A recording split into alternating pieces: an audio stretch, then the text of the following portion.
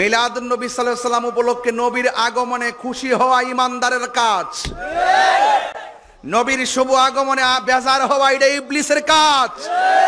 বলেন ঈদে মিলাদুন নবী, বলেন এই শব্দ ইসলামে নাই, কোরআনে নাই, বুখারীতে নাই, মুসলিম, তিরমিজি, আবু দাউদ, নাসাঈ, মুওয়াত্তা মালিক, মুওয়াত্তা মুহাম্মদে নাই, তাহাবি শরীফে নাই, হাদিসের কোনো কিতাবে নাই, তাফসীরের কোনো কিতাবে নাই, ফিকহ কুদরি, শরহ ফিকহ হিদায়া কোনো কিতাবে নাই। এই জন্য মিলাদুন নবী, নবীর শুভ আগমনে আনন্দ উল্লাস করা, এটার জন্য দলিলের প্রয়োজন হয় না, এটার জন্য মহব্বতের প্রয়োজন হয়। হাত তুলে বলো ঠিক কিনা?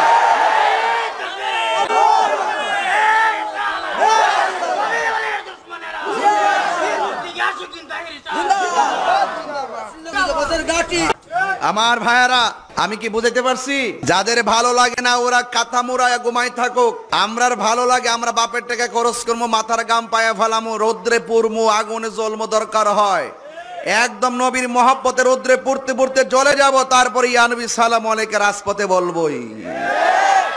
আমার যুবক ঠিক ওই তোমরা 15ই সেপ্টেম্বর রাতে তাড়াতাড়ি ঘুমাইবা, সকাল ফজরটা পইরাই বাইরে যাবে। 12 রবিউল আউয়ালে যখন আমি প্রথম বাংলাদেশ ইন করি, সেই দিন আমি ধারণ করছি মোবাইল থেকে, ফেসবুকে লাইভও দিয়েছিলাম। আমার নিজের এখানে ভয়েসও আছে, আপনার এখানে শুধুমাত্র দেখবেন আমি সাউন্ড সিস্টেম সবকিছু দেখিয়ে দিচ্ছি। দেখেন রাসূলের জন্মদিবস পালন করছে এইসব ভাইরা কিভাবে। আসসালামু আলাইকুম ওয়া রাহমাতুল্লাহি ওয়া বারাকাতুহু। এই মুহূর্তে আল্লাহ মধ্যে আমরা আছি, নবী দিবস পালন হচ্ছে, আপনারা দেখছেন ডিজে বাজছে, ডিজে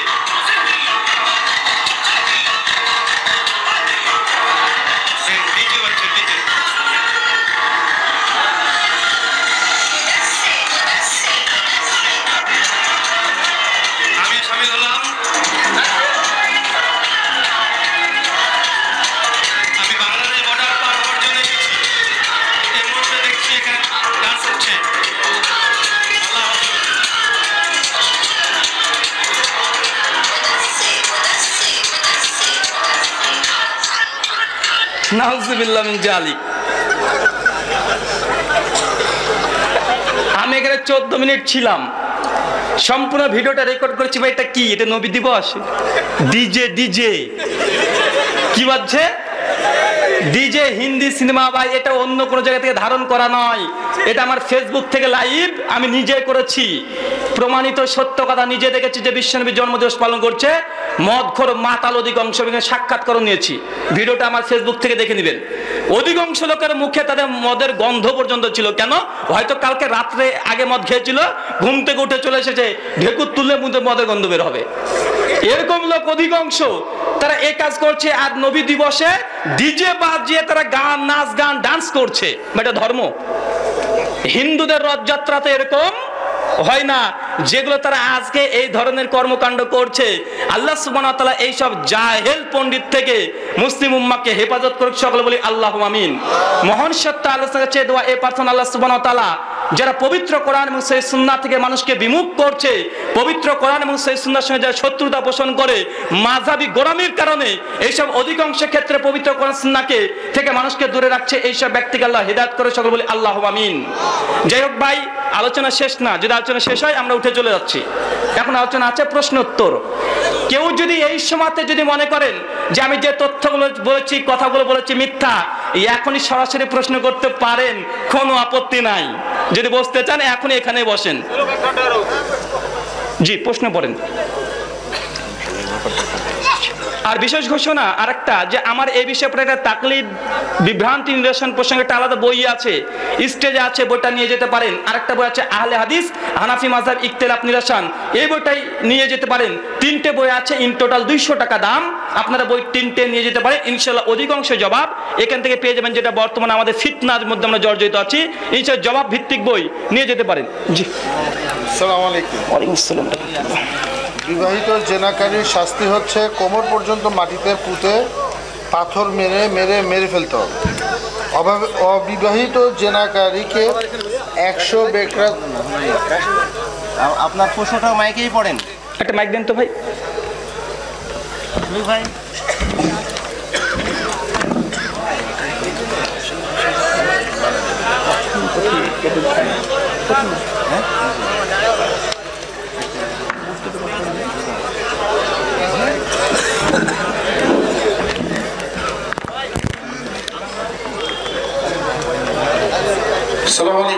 ওয়ালাইকুম আসসালাম। যারা আপনারা বই নিতে আগ্রহী তারা এখান থেকে বই নিতে পারেন, 200 টাকা 3টা বই।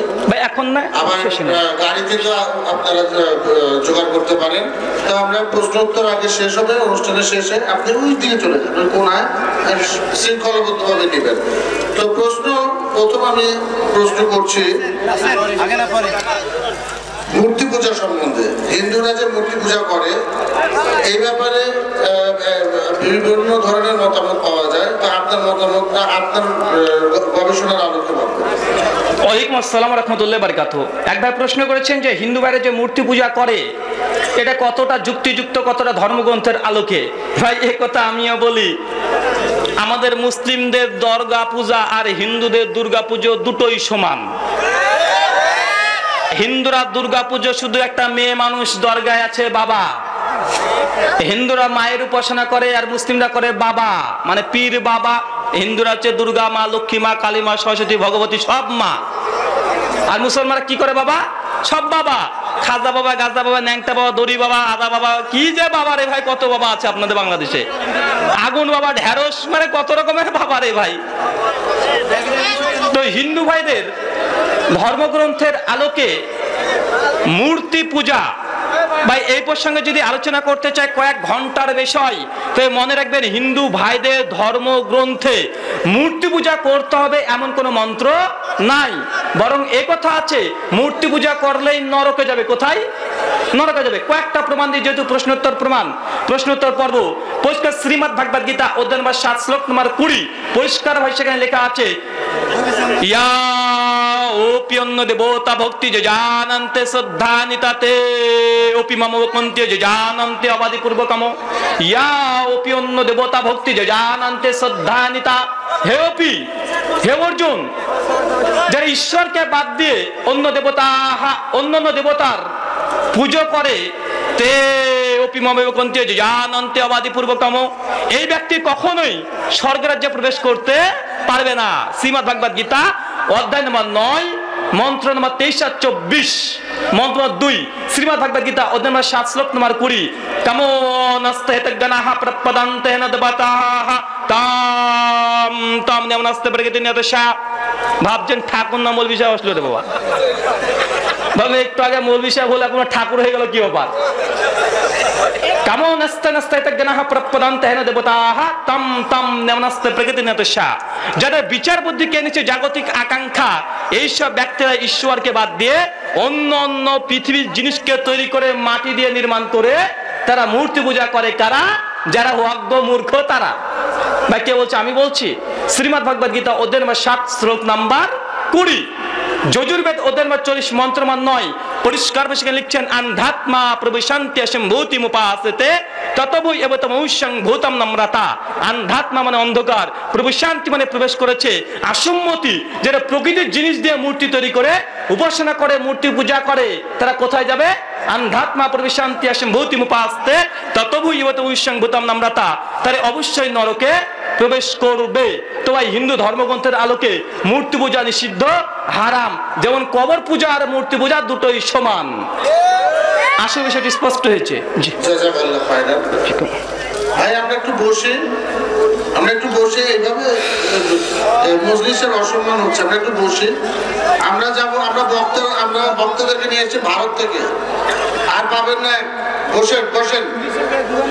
বিবাহিত জেনাকারী শাস্তি হচ্ছে কোমর পর্যন্ত মাটিতে পুঁতে পাথর মেরে ফেলতে হবে। অবিবাহিত জেনাকারীকে 100 আঘাত করতে হবে। এখন আমার প্রশ্ন হচ্ছে, হাতের জেনার শাস্তি কি, চোখের জেনার শাস্তি কি, অন্তরের জেনার শাস্তি কি? ওয়ালাইকুম আসসালাম রাহমাতুল্লাহি ওয়া বারাকাতুহু। ভাই এই জেনা হচ্ছে সর্বোচ্চ জেনা, যেটা একজন পুরুষ একজন স্ত্রী বিবাহ বহির্ভূত কোনো সম্পর্ক একদম চূড়ান্ত পর্যায়ে যেটা গিয়েছে, এটা হচ্ছে এই বিধান। তো চোখের জেনা বা হৃদয়ের জেনা, হাতের জেনা, এই জেনার জন্য কোনো শরীয়তের দণ্ডবিধি নেই, তবে এটা গুনাহ। এটা কি? এটা গুনাহ। এটার জন্য কাফারা আছে। এটার জন্য কি আছে? কাফারা আছে। মানে এই জন্য তওবা ইস্তেগফার বেশি বেশি পাঠ করতে হবে। এই জন্য আপনার কি চূড়ান্ত সিদ্ধান্ত যে মৃত্যুদণ্ড এমন নেই, কিন্তু অধিকাংশ ক্ষেত্রে যদি জেনা চূড়ান্ত পর্যায়ে না গিয়ে শ্লীলতা হানি হয়, এক্ষেত্রে ইসলামী রাষ্ট্র একটা সিদ্ধান্ত নেবে। এখানে নির্দিষ্ট কোনো সিদ্ধান্ত দেওয়া সম্ভব নয়। জি জাযাকাল্লাহ খাইর। আসসালামু আলাইকুম। ছবি রাখা তো হারাম, তাহলে আমরা বিভিন্ন সোশ্যাল মিডিয়াতে যে ছবি রাখি সে ব্যাপারে কিছু? ওয়ালাইকুম আসসালাম ওয়া রাহমাতুল্লাহি ওয়া বারাকাতুহু। সমস্ত উলামাই আহলে ইলম তারা একমত, যেসব ছবিগুলো প্রয়োজন যুক্ত, যেমন ভোটার ছবি আপনাদের এখানে আছে, ভোটার আইডেন্টি কার্ড, টাকাতে মুজিবের ছবি আছে না নেই? শেখ মুজিবুরের। আমাদের আছে গান্ধীজি, আপনাদের শেখ মুজিবুর আছে। আমাদের গান্ধীজিকে বলা হয় জাতির পিতা, আপনাদের বাংলাদেশে বলা হয় শেখ মুজিবুরকে জাতির পিতা। সে যাই হোক, এটা আলাদা মাসালা। তো যেসব ছবিগুলো মাজলুম, এছাড়াগুলো ছাড়া আপনার চলার সামর্থ্য নাই এক। আর যেসব ছবিগুলো ব্যবহার করতে হবে, এগুলো ছাড়া কোনো অত্যান্তর নেই। যেমন ভিসা করতে হবে, ভাই লাগবে কি লাগবে না পাসপোর্টের ছবি, তো যেগুলো জরুরত, এই জন্য এইসব ছবি দিয়ে আপনি কাজ করতে পারেন। সেই মুসলিম 2322, 24, 25 যেসব হাদিসগুলো এসেছে, আল্লাহ রাসূল যে হাদিসগুলোতে একাধিক জায়গাতে বলেছে যেই ঘরে ছবি মূর্তি থাকে সেই ঘরে রহমতের ফেরেশতা প্রবেশ করে না। কিছু কিছু ওলেমাদের এই মত বা ব্যক্ত করছে যে সেই সব ছবি ঘরে যদি থাকে রহমতের ফেরেশতা ঢোকে না, যে ছবি থেকে শিরক হওয়ার আশঙ্কা আছে, বা সম্মান করা হয় বা স্মৃতিসৌধ নির্মাণ করা হয় সম্মানের জন্য, এই সব ছবিগুলো অনর্থক রাখা যাবে না। কিন্তু যেগুলো কাজের জন্য করা হয় এগুলো করা যাবে। অনর্থক কোনো ছবি ফেসবুকে পোস্ট করা, এটা অনর্থক কাজের মধ্যে অন্তর্ভুক্ত। ইসলাম কোনো অনর্থক কাজকে সম্মতি দেয় না। সূরা মুমিনুন আয়াত নাম্বার 3 এবং 4। জি, জাযাকাল্লাহ খাইরান। যে সমস্ত সালাতে সরবে কিরাত পড়ার হুকুম রয়েছে, সেই সালাতগুলো ক্ষেত্রে মহিলাদের নিয়ম কি? মহিলারা কি করবে? ওয়ালাইকুম আসসালাম ওয়া রাহমাতুল্লাহি ওয়া বারাকাতুহু। ভাই প্রশ্ন করেছেন যেসব নামাজে সরাবে, মানে এমনভাবে কিরাত করা হয় যেখানে মুক্তাদিরা শুনতে পায়, মানে জোরে কিরাত করা হয়। তো মহিলারা যদি একাকী নামাজ পড়ে, মূলত প্রশ্নটা এমনই হবে, মহিলা যদি বাড়িতে যদি জামাত করে সালাত আদায় করে বা একাকী করে, সেক্ষেত্রে তারা কি উচ্চস্বরে বলবে না অনুচ্চস্বরে? তাদের বলার ধরুন, তারা অন্য সময়তে যেমন তাদের কথা যেমন পরপুরুষ শোনা নিষিদ্ধ আমভাবে, খাস সালাতের জন্য নামাজের জন্য তারা এমনভাবে কিরাত করবে অন্য কেউ যেন না শুনতে পায়। যেন মাগরিব, এশা, ফজর তারা সশব্দে পড়বে। সশব্দে মানে চিৎকার মেরে নয়, কথা বুঝতে পারলেন?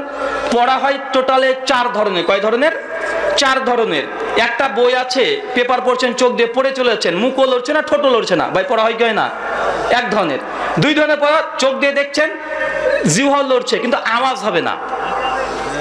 3 ধরনের পড়া, চোখ দিয়ে দেখছেন, জিভ নড়ছে, শব্দ হচ্ছে, আস্তে আস্তে হচ্ছে, মানে আপনি একাই শুনতে পাচ্ছেন, খুব বেশি রায়ান ভাই 5 থেকে শুনতে পাবে। এটা একটা পড়া। আর একটা নর্মাল পড়া পড়ছি, জোর পড়ছি বা এখন কথা বলছি। তো মহিলারা যে ক্ষেত্রে সরব নামাজে সূরাতুল ফাতিহা বা অন্য সূরা পাঠ করবে, যে নিজে শুনতে পাবে আর পাশে যদি কোনো মুসল্লি থাকে তাদের মধ্যে তারা শুনতে পাবে, উচ্চ স্বরে তারা পাঠ করবে না। এই হুকুমটা মেয়েদের শুধু নামাজের জন্য নয়, সর্বস্থানে। আশা করি সেটা স্পষ্ট হয়েছে। জাযাকাল্লাহ খাইরান। জোহরের ফরজ সালাতের পূর্বে এবং পরে যে 4 রাকাত করে সালাত আদায় করতে হয়, তা কি 2 রাকাত করে পড়তে হবে নাকি বৈঠক দিয়ে 4 রাকাত? ওয়ালাইকুম আসসালাম ওয়া রাহমাতুল্লাহি ওয়া বারাকাতুহু। জোহরের পূর্বে যে 4 রাকাত, এটা একটানাও প্রমাণিত। 2 করে পড়া, এটাই একাধিক জায়গায় প্রমাণিত।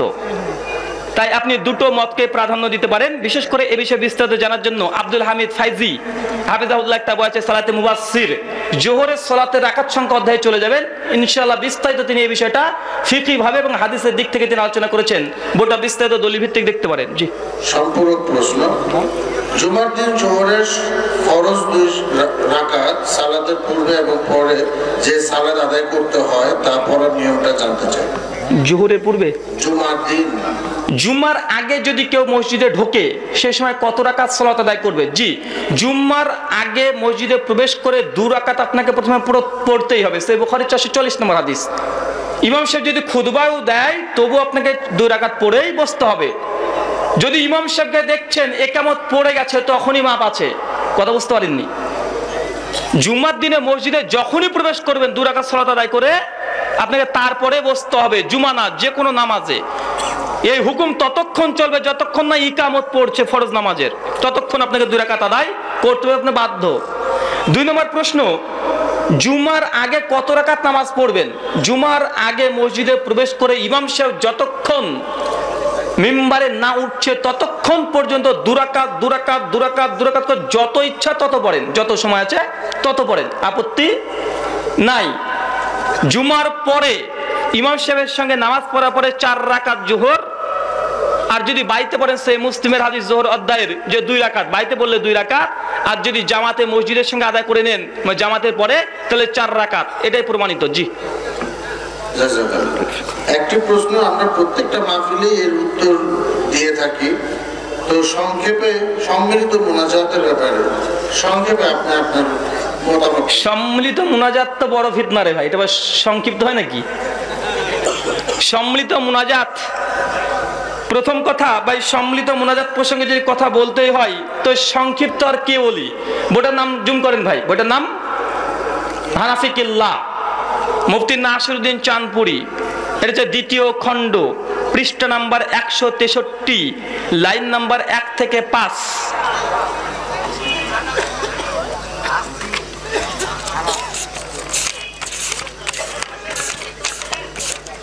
ভাই আপনারা বসেন বসেন। জুম করা আছে দেখেন, প্রথম 5টা লাইন পড়লে বুঝতে পারবেন যে সম্মিলিত মুনাজাত হানাফি ভাইদের ফতোয়া কি। এটা আমাদের ফতোয়া দিচ্ছে না, আমাদের ফতোয়া পরে দিচ্ছি।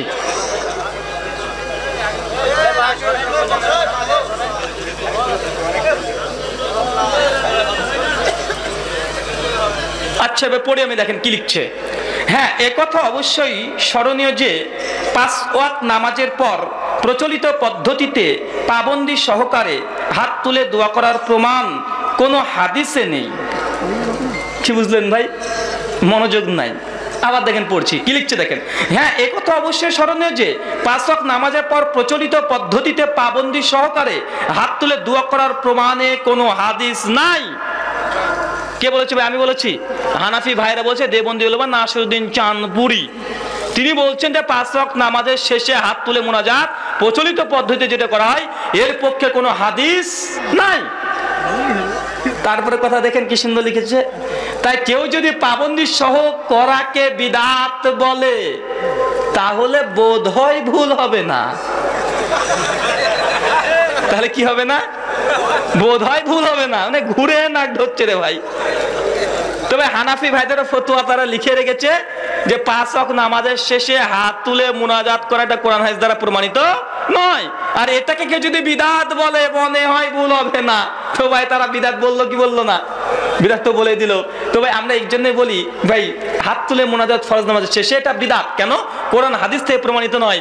অন্তত দেবনী নাসিরউদ্দিন চাঁদপুরি এই হকটাকে স্বীকার করেছে। আল্লাহ তাকে আরো বেশি বেশি হেদায়েত দান করুক, আল্লাহুম্মা আমিন। আসুন বোঝার চেষ্টা করি। আমাদের সমাজে একটা ভ্রান্ত ধারণা আছে, আমরা মনে করি দোয়া মানেই হাত তুলতে হবে। আমরা কি মনে করি ভাই? দোয়া মানেই হাত তুলতে হবে, হাত না তুললে আল্লাহ দোয়া কবুল করবে না। এটা আমাদের ভুল ধারণা। কেন ভাই? মসজিদে প্রবেশের দোয়া আছে না নেই? হাত তুলে করেন। মসজিদ থেকে বের হওয়ার দোয়া আছে না নেই? হাত তুলে করেন। বাথরুমে ঢোকার দোয়া আছে না নেই? হাত তুলে করেন। বাথরুম থেকে বের হওয়ার দোয়া আছে না নেই? হাত তুলে করেন। পোশাক পরিধানের দোয়া আছে না নেই? হাত তুলে করেন। জুতো পরিধানের দোয়া আছে না নেই? হাত তুলে করেন। যানবাহনে ওঠার দোয়া আছে না নেই? হাত তুলে করেন। আয়নাতে মুখ দেখার দোয়া আছে না নেই? হাত তুলে করেন, যদিও হাদিস দায়ীফ। তবে বলুন তো এইসব জায়গাতে আমরা দোয়া করি কি করি না? কেউ হাত তুলে করেন? ভাই বলুন তো স্ত্রী সহবাসের দোয়া আছে না নেই? রাত 12টার পরে কেউ কি ইমাম সাহেবকে ফোন করে ডাকেন, ইমাম সাহেব খবর আছে আসেন, আপনি দোয়া পড়বেন, আপনি স্বামী স্ত্রী আমিন আমিন বলবো হাত তুলে। ভাই কেউ করেন? কেন করেন না ভাই? দোয়া মানেই যদি হাত তোলা হয় তো ভাই স্ত্রী সহবাসটা দোয়া কি দোয়া নয়? দোয়া। তো দুজন স্বামী স্ত্রী আগে হাত তুলে দোয়া করে নিয়েন না, সময় নাই। তবে আমাদের ভুল ধারণা এটা যে দোয়া মানেই হাত তুলতে হবে। জি না, দোয়া মানে হাত তোলা নয়। আল্লাহ রাসূল যখন হাত তুলে দোয়া করেছে তখন আপনি করেন, যখন করেনি তখন করবেন না। এখন যদি বলেন না হাত তুলে দোয়া করলে বেশি কবুল হয়, তো ভাই হাত তুলে দোয়া করলে বেশি কবুল হয় তো সেই সময়তে করেন রাত 12টার পরে, দেখবো কতদিন পারেন। আশা বিষয়টি স্পষ্ট হয়েছে। জি। আপনার বাবার নাম বিমল দাস, আপনার নাম রুহুল আমিন। পানিটা ঢালবেন। জি জি পড়েন। কেন এই পরিবর্তন? কেন মুসলিম হলেন? ওয়ালাইকুম আসসালাম ওয়া রাহমাতুল্লাহ। সবার শেষে এই প্রশ্নের উত্তরটা আমরা সবার শেষে নেব। এই প্রশ্নটা আপনি প্রশ্ন করেন, আপনি প্রশ্ন করেন।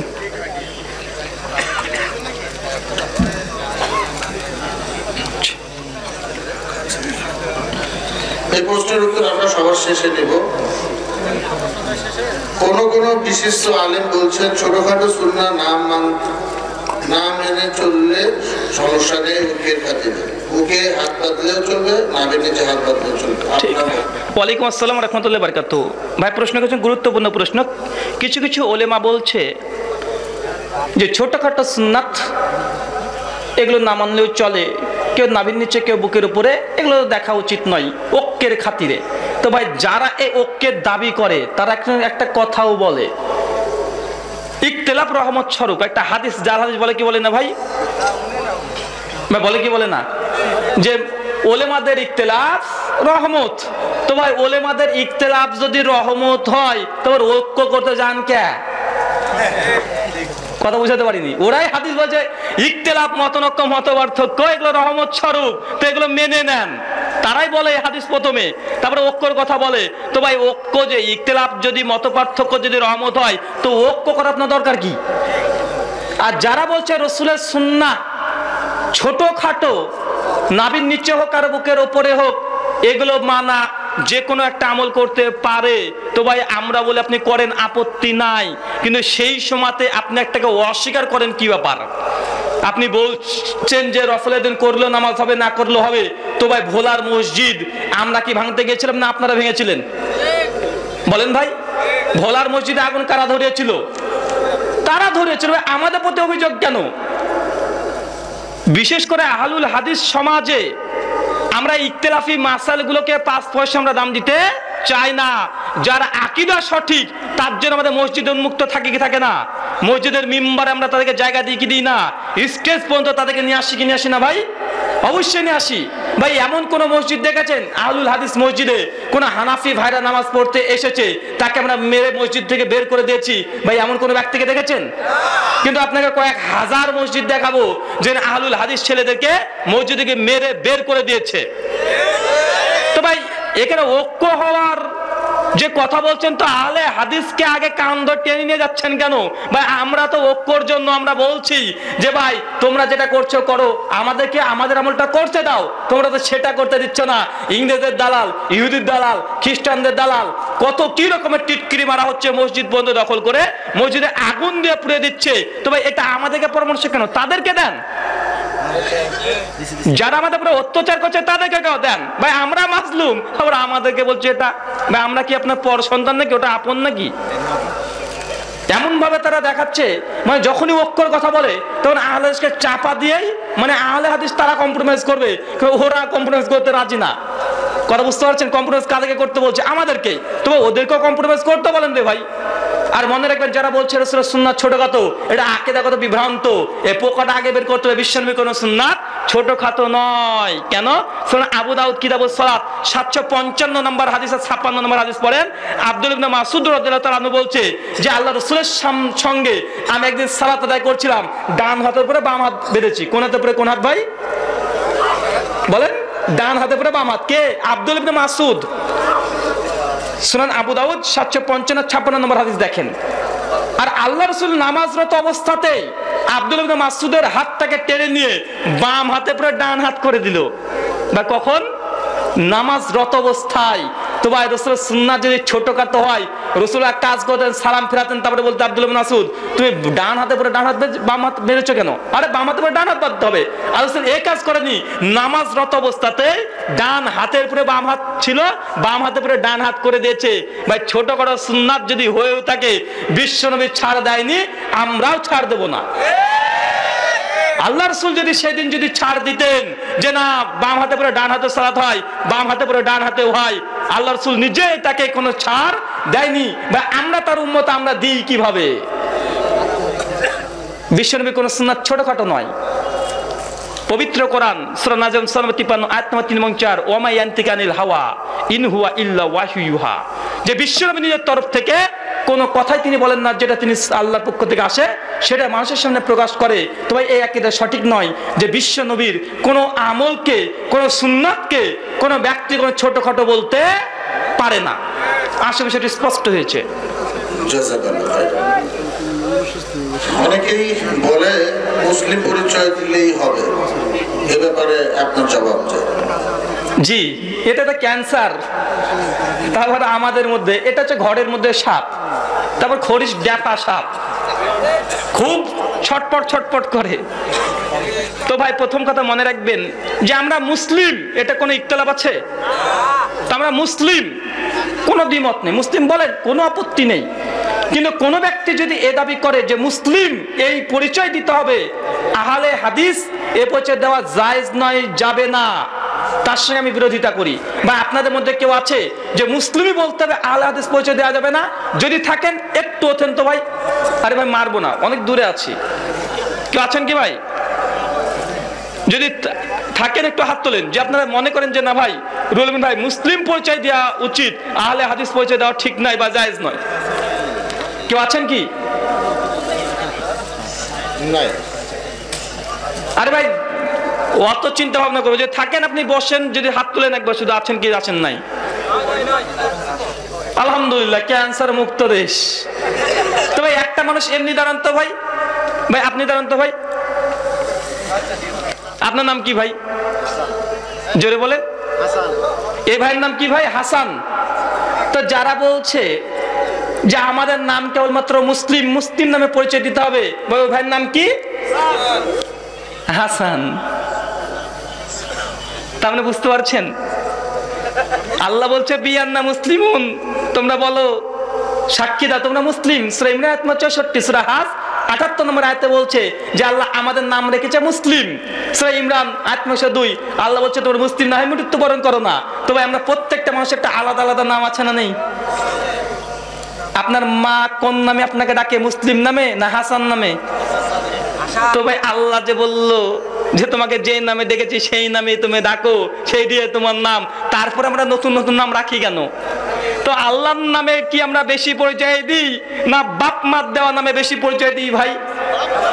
তা আপনি যে বলছেন আহলে হাদিস বলে পরিচয় দেওয়া যাবে না, মুসলিম নামে দিতে হবে, তো আপনার নাম হাসান, ABCD আব্দুল্লাহ আব্দুর রহমান, এই নাম কেন রে ভাই? তাহলে বোঝা গেল এই সম্পূর্ণটা একটা বিভ্রান্তিকর আমাদের মধ্যে ক্যান্সার, যে আহলে হাদিস পরিচয় দেওয়া যাবে না, মুসলিম পরিচয় দিতে হবে।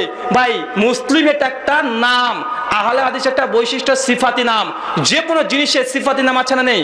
কোরআন একটা, কোরআনের নাম কটা? অসংখ্য। কোরআনকে নূর বলা হয়, ফুরকান বলা হয়, হাকিম বলা হয়, মাজিদ বলা হয়, বা আছে না নাই? আল্লাহ একটা, আল্লাহর নাম কটা? অসংখ্য, 99টা কমপক্ষে নাই নাম। মুহাম্মদ সাল্লাল্লাহু আলাইহি ওয়াসাল্লাম একজন, তার নাম কয়?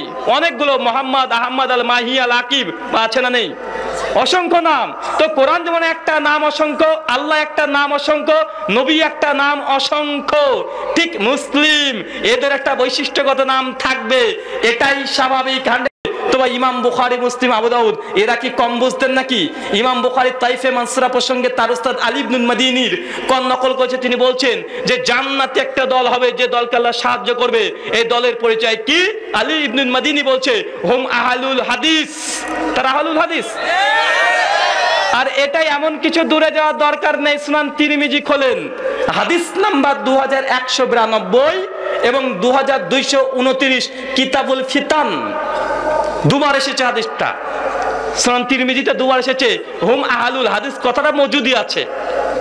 আর যারা বলছে আহলে হাদিস ইংরেজের জামানায় পয়দা, তার মানে ইমাম তিরমিজি তিনি ইংরেজের দালাল ছিলেন, নাউজুবিল্লাহ মিন জালিক। তার বই এলো কিভাবে তাহলে? ভাই তাফসীর ইবনে কাসিরের নাম শুনেননি? সূরা বানী ইসরাঈল 17 আয়াত নাম্বার 71, 71, ইয়াউমা নাদউ কুল্লা উনাসিন বিইমামিহিম, কিয়ামতের মাঠে প্রত্যেকটা মানুষকে তার ইমামের সঙ্গে তোলা হবে। এর একটা কোরআনের আয়াত। আমাদের ফেরকায় লাহাবি ভাই যারা আছে, লাহাবি ফেরকাকে চেনেন? যারা কবর মাজার পুজো করে, মিলাদুন নবী পালন করে, তাদের নাম দিয়েছি লাহাবি। কেন লাহাবি দিয়েছেন জানেন? যৌক্তিক কারণও আছে। লাহাবি কেন? ভাই আবু লাহাবে আল্লাহ রাসূলের জন্ম দিবসে কে সবচেয়ে বেশি খুশি হয়েছিল? আবু লাহাব। হাতের আঙ্গুলের ইশারায় আজাদ করে দিয়েছিল 2 দাসী। তো ভাই রাসূলের জন্ম দিবসে যারা খুশি তার নাম কি? লাহাব। তো এখনো যারা খুশি তারাই লাহাবি। তো লাহাবি ফিরকার মানুষ তারা বলছে যে কোরআনের আয়াত কিয়ামতের মাঠে প্রত্যেকটা ইমামের সঙ্গে তোলা হবে। ওরা তখন বলছে আমরা হানাফি, ইমাম আবু হানিফার পেছনে উঠবো, আমরা শাফি, ইমাম শাফির পেছনে উঠবো। তোমরা তো গায়ের মুকাল্লিদ, তোমাদের ইমাম নেই, তোমরা কার পেছনে উঠবা? তারা বলছে তোমরা গায়ের মুকাল্লিদ, তোমাদের তো ইমাম নাই, কার পেছনে উঠবা? আমরা তো বলছি তোমাদের তাফসির যেটা তোমরা করেছো কানজুল ঈমান 1856 খ্রিস্টাব্দের তাফসির। ভাই এই জবাব আজ থেকে 750 বছর পূর্বে দিয়ে গেছে পরিষ্কার ভাই সূরা বানী ইসরাঈল 71 নম্বর আয়াতের তাফসির দেখেন। তাফসির ইবনে কাসির, কি নাম? তাফসির ইবনে কাসির। ভাই ইসলামিক ফাউন্ডেশন থেকে করেছে কি করে নাই? করেছে। বলতে পারবেন না যেটা আহলে হাদিসের অনুবাদক, ভাই তারাই অনুবাদক। পরিষ্কার ভাবে লিখেছে ইমাম ইবনে কাসির রাহিমাহুল্লাহ 701 এ জন্ম, 774 এ লেখকের মৃত্যু। লিখছে বাস সালাহ, বেশ কিছু ওলেমারা আকবরী শারফিয়া সাহিবুল হাদিস এই আয়াতের মাধ্যমে আহলে হাদিসদের সার্ফ তথা ফজিলত বর্ণনা করেছেন। কেন? লিয়ান্না ইমামিহিম নবী সাল্লাল্লাহু আলাইহি ওয়াসাল্লাম, কেননা এই গোটা বিশ্বের জমিনে তাদের কোনো ইমাম নেই, একজন ব্যতীত, তার নাম বিশ্বনবী মুহাম্মদ সাল্লাল্লাহু আলাইহি ওয়াসাল্লাম। তো আমাদের ইমাম ইমামে আজম মুহাম্মদ রাসূলুল্লাহ সাল্লাল্লাহু আলাইহি ওয়াসাল্লাম। আমরা ইমামে আজম মুহাম্মদ সাল্লাল্লাহু আলাইহি ওয়াসাল্লামের পেছনে উঠবো। তোমরা যার পেছনে উঠার ইচ্ছে ওঠোগা, আপত্তি না, যাও। জি বারাকাল্লাহু ফিকুম। প্রত্যেক ফরজ সালাতের শেষে 2 রাকাত নফল সালাত আদায় করা যাবে কি? জি, প্রত্যেক ফরজ সালাতের পরে 2-4 রাকাত নফল আদায়। ওয়ালাইকুম আসসালাম ওয়া রাহমাতুল্লাহি ওয়া বারাকাতুহু। সহিহ বুখারী হাদিস না 731। কি বললাম? 731। যে নফল সালাত পড়তে চান বাইতে যান, যত ইচ্ছা তত পড়ে, কোনো আপত্তি নেই। আল্লাহ মুহাম্মদ সাল্লাল্লাহু আলাইহি ওয়াসাল্লাম নফল সালাতকে তিনি বলেছেন পুরুষের জন্য নফল সালাত মসজিদের চাইতে বাড়িতে উত্তম। ফরজ নামাজ জামাতে পড়েন, বাড়িতে এসে নফল সালাত 2 রাকাত 4 রাকাত যা ইচ্ছা আপনি পড়তে পারেন, কোনো আপত্তি নেই। এটা আপনার খাস ইবাদত, খাস আমল। সহিহ বুখারী হাদিস নাম্বার 46 কিতাবুল ঈমান। আল্লাহ রাসূল বলেছেন আল্লাহর কাছে সেই আমলটাই প্রিয় যেটা দীর্ঘস্থায়ী হয়, যদি 2 রাকাত নামাজ হয়। তাই দীর্ঘস্থায়ী ইবাদত আল্লাহ সুবহানাহু ওয়া তাআলা বেশি পছন্দ করে, যদি 1 টাকা দান হয় বা 2টো রুকু বা 2টো সিজদা হয়। জি, যে প্রশ্ন অনেকগুলো আছে, রাত অনেক হয়ে যাচ্ছে, সংক্ষেপে একটু উত্তরগুলো দিয়ে দিবেন। কার মতো? ছাড়া আমলুল্লাহ মাদানী মতো নাকি? আমরুল্লাহ মাদানী সাহেব। আরে বাবা, সবাই থাকবেন তো? আস্তে আস্তে শুরু করবো।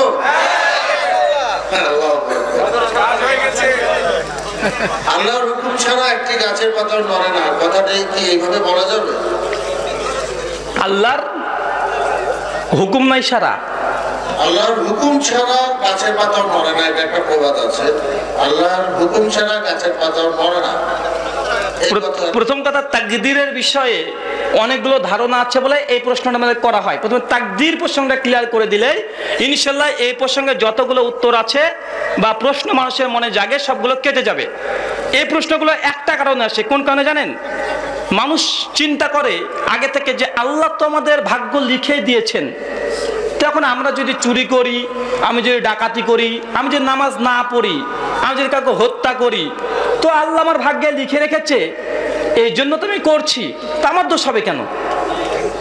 ভাই এরকম মতবাদে বিশ্বাসী মানুষ আছে না নেই? এবং তাকদীর নিয়ে এটাই সবচেয়ে বড় পয়েন্ট অফ ভিউ, এটাকে বড় ভিউ করে তোলে তারা। কি? যে আল্লাহ তো ভাগ্য লিখে রেখেছে, আমাদের তাকদীর লিখে রেখেছে। তো আমি মদ খাচ্ছি, মাতলামি করছি, নামাজ পড়ছি না, চেনা করছি, ব্যভিচার করছি, সুদ খাচ্ছি, তো আল্লাহই তো ভাগ্য লিখে রেখেছে, তো আমি করছি, আমার দোষ কি? আল্লাহ লিখেছে তাই আমি করছি। তবে মনে রাখবেন এই কথা সঠিক নয়, এটা তাকদীর সঠিক ব্যাখ্যা নয়। বরং আল্লাহ ভাগ্য লিখেছে বলে আমরা করছি, এটা ভুল ধারণা। সঠিক ধারণা